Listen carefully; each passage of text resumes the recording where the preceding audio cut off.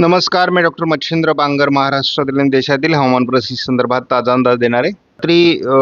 विदर्भाच्या आणि मराठवाड्याच्या पूर्व भागामध्ये पावसाचं अनुकूल वातावरण तयार झालेलं होतं. एकूणच बंगालच्या उपसागराच्या दिशेने मान्सून प्रगती करेल आणि विशेष म्हणून पूर्व भारताकडून मान्सून विदर्भात येऊ शकतो, हा एक प्राथमिक अंदाज आहे. लवकरच मान्सूनची पुढची प्रगती होऊ शकते, कारण तसं अनुकूल वातावरण आता बनेल. मात्र सध्या पश्चिमी शाखा म्हणजे मुंबईच्या बाजूने मान्सून वीक आहे. काल पूर्व शाखेने खास करून पश्चिम बंगाल, थोडा झारखंडचा भाग आणि बिहारचा 50% भाग कव्हर झालेला आहे. थोडासा पूर्वेकडील ओरिसाचा भागही सुरू झाला आहे, परंतु अपेक्षित अशी प्रगती मान्सूनने पश्चिम शाखेकडून केलेली नाही, कारण तसं अनुकूल वातावरणच नाही. तर ते आपण बघणार आहोत. एकूणच सारांश सांगायचं झालं तर मान्सूनची प्रगती मुंबईकडून अजूनही लेट होण्याची शक्यता आहे. 13 तारखेला आपण जर आज वाऱ्यांची स्थिती बघितली तर वाऱ्यांची स्थिती सध्या देशाच्या भूभागावर गोंधळलेल्या परिस्थितीमध्ये आहे. केवळ मान्सूनचे वारे या दिशेने येत आहेत आणि या भागावर मोठ्या प्रमाणात प्रभाव टाकत आहेत, परंतु थोडाफार किनारपट्टीचा हा भाग जर सोडला तर मान्सूनची फारशी प्रगती अजून होऊ शकलेली नाही. काही वारे हे या पद्धतीने या ठिकाणाहून येत आहेत आणि भारताच्या भूभागावर येत आहेत. मात्र या ठिकाणी असलेल्या एका सर्क्युलेशनकडे ते फिरून पुन्हा मागे फिरत आहेत. ही सध्याची वाऱ्यांची स्थिती आहे. JFS मॉडेल पावसाचं वातावरण दाखवते, परंतु तेवढा पाऊस पडत नाही आहे. परंतु आपल्याला काल विदर्भामध्ये पावसाचं वातावरण बघायला मिळालं. या ठिकाणी एक WD आहे आणि त्यामुळे एक ट्रप तयार झालेली आहे. त्यामुळे भारताच्या या भागात या ट्रपमध्ये पाऊस पडतोय. थोडं पूर्व भारताच्या या भागामध्ये मोठ्या प्रमाणात पाऊस आहे. मात्र कोकण किनारपट्टीच्या दिशेने मुंबईकडून मान्सूनची फारशी प्रगती होताना दिसत नाही. 14 तारखेला हे पावसाळी वातावरण या पद्धतीने असण्याची शक्यता आहे. या भागातही पाऊस आहे, परंतु यामध्ये जो गॅप आहे, हा गॅप मान्सूनच्या पुढच्या प्रगतीतला अडथळा असतो. JFS मॉडेलने आपल्याला या भागातही पावसाचा अंदाज दिलेला आहे 15 तारखेला, परंतु JFSचा अंदाज फारसा जुळत नाही असे माझे काही अनुभव आहेत. परंतु यावर्षी कुठल्याही मॉडेलवर आपल्याला 100% निर्भरही राहता येणार नाही आणि अविश्वासही व्यक्त करता येणार नाही, कारण दुष्काळात पाऊस शोधण्याचं काम सध्या आम्ही करतो. आपण या ठिकाणी बघतो की पावसाचं प्रमाण तसं कमी होतं आहे आणि या ठिकाणी स्पष्टपणे जे कोरडे वारे या बाजूचे आहेत ते खाली येत आहेत आणि हे कोरडे वारे जोपर्यंत मान्सूनच्या वाऱ्यांना विरोध करतील तोपर्यंत मान्सून पुढे सरकण्यात अडथळे निर्माण होतील. तर या कोरड्या वाऱ्यांना थोडा विरोध करण्याचं काम या ठिकाणी एक हलकंसं सर्क्युलेशन बनलेलं आहे आणि त्यामुळे बंगालच्या उपसागरामधून आपण बघतो की या ठिकाणापर्यंत विरोध करणारे वारे येत आहेत. त्यामुळे थोडं पावसाचं क्षेत्र या विभागात तयार होऊ शकतं. ह्या 17 तारखेचा दिवस आहे. 18 तारखेला देखील पहिल्यांदा आपल्याला वाऱ्यांची स्थिती किंवा अधिक पावसाचं क्षेत्र या भागामध्ये दिसते. बंगालच्या उपसागराच्या दिशेने हे वातावरण मदत करणार आहे आणि हे पावसाचं प्रमाण JFSने तरी वाढताना दाखवलेलं आहे. शिवाय अशा पद्धतीने हे वारे आहेत, त्यामुळे हे वातावरण वाढण्याची शक्यता आहे.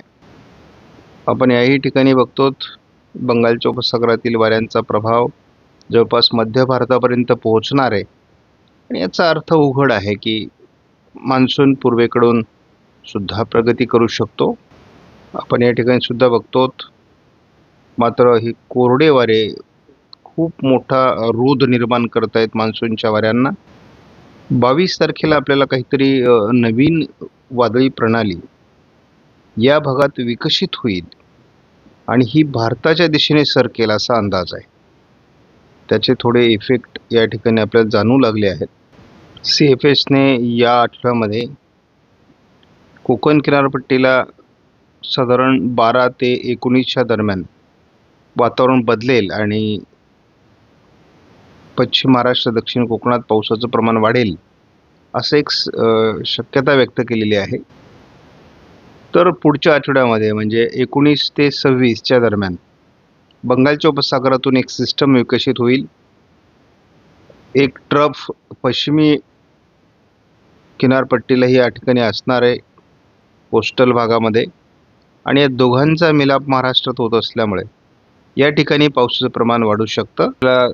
सगळ्यात आनंदाची गोष्ट म्हणजे 26 तारखेपासून 3 जुलैपर्यंत संपूर्ण भारताचं विचार करता अतिवृष्टीचं वातावरण आपल्याला महाराष्ट्रात दिसतंय.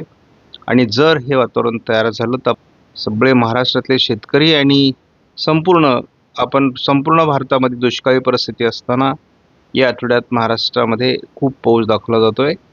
आजपासून हवामानात थोडा बदल होईल, ढगाळ वातावरण वाढेल. आणि दुसरा हवामानातला बदल म्हणजे ICMW मॉडेलने कोकणामध्ये म्हणजे मुंबईपर्यंतच्या वातावरणात बदल होईल असं दाखवलेलं आहे. पूर्व विदर्भात कालही पाऊस झालाय आणि आजही पावसाची शक्यता आहे.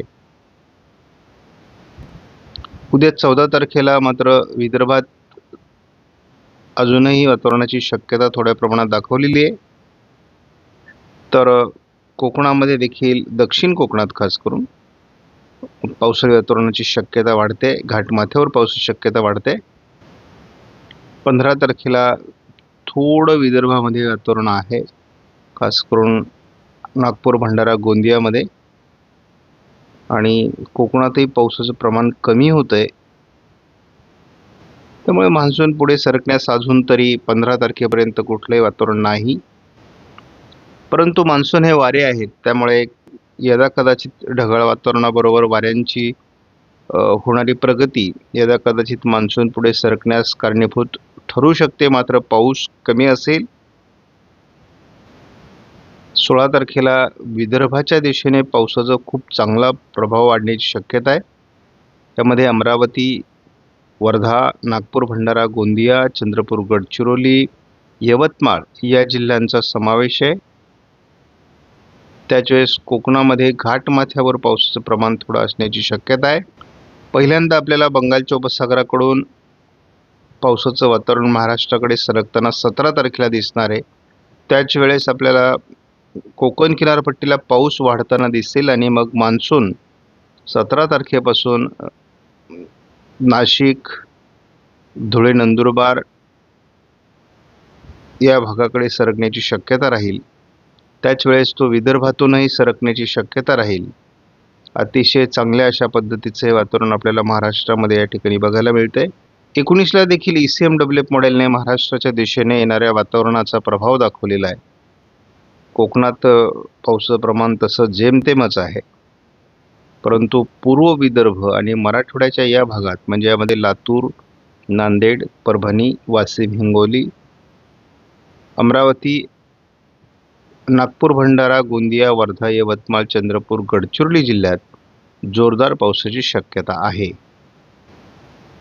पूर्वेकडून वातावरण सरकतंय. पूर्वेकडून मान्सून विदर्भात आला तर आश्चर्य मानू नये. त्यामुळं मराठवाड्याच्या बऱ्याच भागात अगदी बीड पूर्व, जालना आणि छत्रपती संभाजीनगर, बुलढाण्यापर्यंत चांगलं पावसाळी वातावरण तयार होते, अगदी सोलापूर पूर्वपर्यंत. 20 तारखेला मात्र या ठिकाणी हे वातावरण कमजोर व्हायला सुरुवात होईल, परंतु विदर्भाची गरज मात्र या दरम्यान भागून जाईल असं दिसतंय.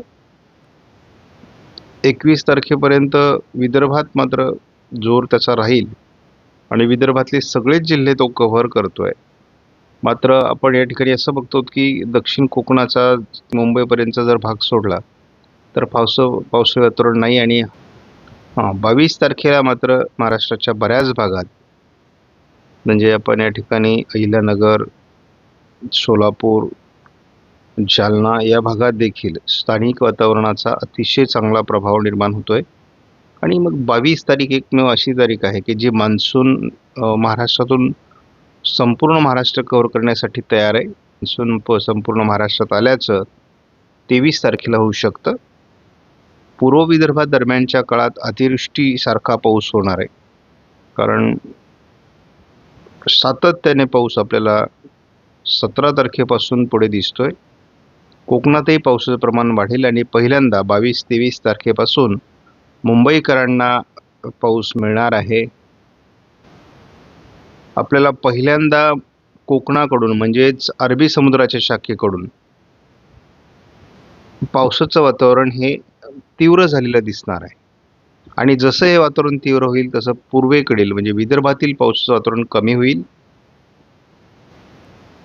25 तारखेला आपण बघतो 24 आणि 25 मराठवाड्यामध्ये, पश्चिम महाराष्ट्रामध्ये, मध्य महाराष्ट्रामध्ये आणि खास करून कोकणामध्ये पावसाचं प्रमाण वाढेल आणि ते विदर्भातील पावसाचं प्रमाण जे वाढलेलं होतं 23 तारखेपर्यंत ते कमी व्हायला सुरुवात होईल. 26 तारखेला देखील मराठवाड्याच्या बऱ्याच भागात पाऊस असेल. कोकणात जोरदार पाऊस असण्याची शक्यता आहे. म्हणजे आपण बघतो की 22, 23, 24, 25, 26 हे 5 दिवस कोकणाच्या दिशेने म्हणजे पश्चिमी शाखा जी आहे ती तीव्र होणार आहे आणि मग एकदाचा मान्सून महाराष्ट्र कव्हर करेल. म्हणजे साधारण 22-23 पासून पुढे मान्सून महाराष्ट्र कव्हर करेल असं म्हणायला हरकत नाही. विदर्भाच्या दिशेने पुन्हा एकदा पाऊस उघडणार आहे आणि कोकणाच्या दिशेने पाऊस वाढणार आहे. त्यामुळे ही गोष्ट आपल्याला महत्त्वाची आहे. परंतु आपण 27 जूनला पोहोचत नाही, तसा जूनची पावसाची सरासरी ही काही वर्षापासून मोठ्या प्रमाणात घटलेली आहे. आणि तसं जर विचार केला तर आत्ता महाराष्ट्रात जो पाऊस दाखवला गेला आहे एवढा जरी पाऊस पडला तरी मान्सूनची जूनची सरासरी बऱ्यापैकी कव्हर होईल. आपण या मॉडेलनुसार वाऱ्यांची स्थिती जर बघितली तर या ठिकाणी एक सर्क्युलेशन आपल्याला दिसते. त्यामुळे मान्सूनचे वारे या ठिकाणी पश्चिमी शाखेनुसार या चक्राकार स्थितीकडे जात आहेत. त्याचबरोबर विदर्भामध्ये एक चक्राकार स्थिती आहे आणि या ठिकाणी बिहारवर एक चक्राकार स्थिती आहे.